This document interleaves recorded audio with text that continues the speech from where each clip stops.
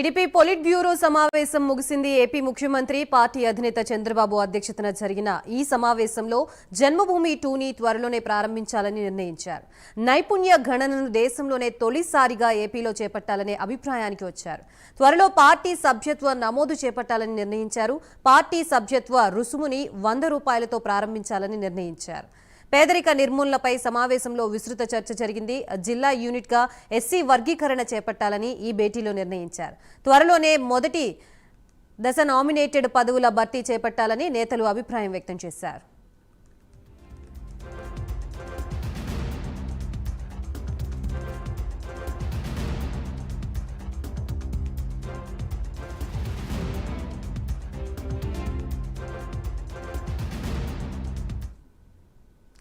మొత్తంగా TDP polit bureau సమావేశం ముగిసింది. ప్రస్తుతం దీనికి సంబంధించి పూర్తి అప్డేట్స్ ఇవ్వడానికి మా ప్రతినిధి రవికృష్ణ సిద్ధంగా ఉన్నారు.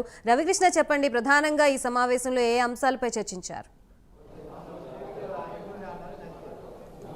గాయత్రి, 2.5 గంటల పాటు టీడీపీ పార్టీ ప్రధాన కార్యాలయంలో మంగళగిరిలో ఈ పొలిట్ బ్యూరో మీటింగ్ అయితే జరిగింది. పొలిట్ బ్యూరో మీటింగ్కి చంద్రబాబు నాయుడు సీఎం అధ్యక్షత వహించారు. ఈ పొలిట్ బ్యూరో సభ్యులు అందరూ కూడా అక్కడికి వచ్చినటువంటి నేపథ్యంలో వాళ్ళకి సంబంధించి ప్రధానంగా కూడా దిశ నిర్దేశించిన పరిస్థితి అయితే కనపడింది. ప్రధానంగా కూడా ఏదైతే పార్టీని మరింతగా కూడా బలోపేతం చేయాలని ఆయన అయితే సూచన చేయడం జరిగింది. పార్టీకి సంబంధించి పార్టీ శ్రేణులన్నింటినీ కూడా ఉత్తేజపరిచే విధంగా కూడా పార్టీలో ఉండే విధంగా కూడా వాళ్ళని చూసుకోవాలనేటువంటి విధానానికైతే ఆయన వచ్చినట్టు కూడా తెలియజేశారు. ఈ నేపథ్యంలోనే ప్రధానంగా కూడా పార్టీ సభ్యత్వాల మీద ప్రత్యేకమైనటువంటి దృష్టిని పెట్టారు. పార్టీ సభ్యత్వాన్ని 100 రూపాయలతోనే సభ్యత్వ రుసుముని ప్రారంభించాలని ఆయన తెలియజేయడమే కాకుండా కూడా గతంలో మాదిరిగా కాకుండా ఎవరైతే ప్రమాదంలో మృతి చెందినటువంటి కార్యకర్తలు ఎవరైతే ఉంటారో వాళ్ళ కుటుంబాలకు 5 లక్షల ఇన్సూరెన్స్ వచ్చే విధంగా కూడా మార్పు చేస్తున్నట్లుగా కూడా ఒక ఈ ఎవరైతే కార్యకర్తలు ఉన్నారో వాళ్ళకి మంచి కూడా ఆఫర్ ఇచ్చే విధంగా కూడా చెప్పినటువంటి పరిస్థితి కనపడింది. అదే కాకుండా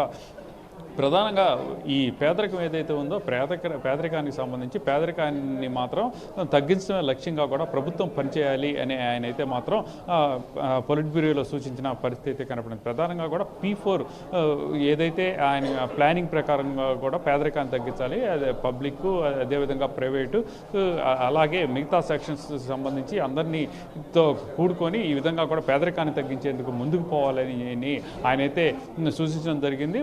అలాగే ఇక నామినేటెడ్ పోస్టులు ఏవైతే ఉన్నాయో నామినేటెడ్ పోస్టులకు సంబంధించి అక్కడ రేషియో అంటూ ఉండదు.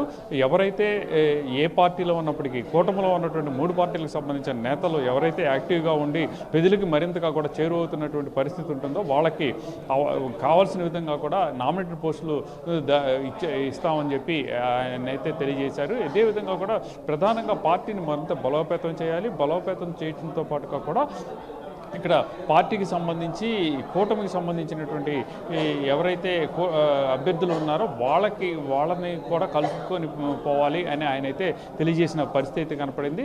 ఈ సభ్యత్వాలకు సంబంధించి గతంలో అయితే మాత్రం సభ్యత్వ రుసుముకు సంబంధించి కొంత ఎక్స్పెన్సివ్గా ఉండేటువంటి పరిస్థితి, అటువంటిది ఏమీ లేకుండా కూడా ఈసారి అయితే మాత్రం అలాంటిది ఏమీ లేకుండా కూడా చూశారు. అదేవిధంగా ప్రధానంగా కూడా ఏదైతే ఎస్సీ వర్గీకరణకు సంబంధించిన అంశాలు మాత్రం ఆయన పూర్తి క్లారిటీతో ఉన్నారు.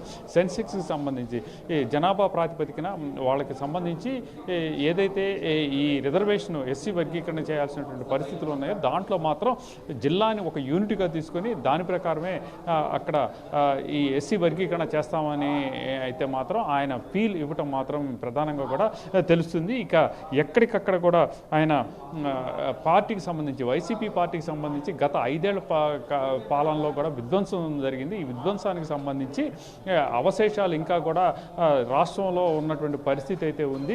ఆ విధ్వంసాల నుంచి కూడా రాష్ట్రాన్ని వికాస దిశగా కూడా నడిపించాల్సిన బాధ్యత మన వైపు ఉంది. కాబట్టి పేదరిక నిర్మూలన దీని ప్రధాన లక్ష్యం అని కూడా ఆయన తెలియజేయడం జరిగింది. అలాగే ఏదైతే శ్వేతపత్రాలు విడుదల చేశారో ఆ శ్వేతపత్రాల్లో ఏ రంగాలు ఏ విధంగా విధ్వంసానికి గురైన పూర్తిగా కూడా దెబ్బతిన్నటువంటి పరిస్థితిని ప్రజల్లో ఏ విధంగా ఉంది, ప్రజలు ఏ విధంగా రిసీవ్ చేసుకుంటున్నారు అనే దాని గురించి కూడా ఆయన అక్కడ చర్చించినట్టుగా కూడా తెలుస్తుంది. అలాగే ఇక ప్రధానంగా కూడా ఈ పాలిట్ బ్యూరో మీటింగ్కి సంబంధించి భవిష్యత్తులో పేదరికం లేనటువంటి సమాజాన్ని స్థాపించాలి, ఏపీలో పేదరికాన్ని పాలదొలాలి అని ఆయన అయితే మాత్రం స్పష్టం చేసిన పరిస్థితి అయితే కనపడింది.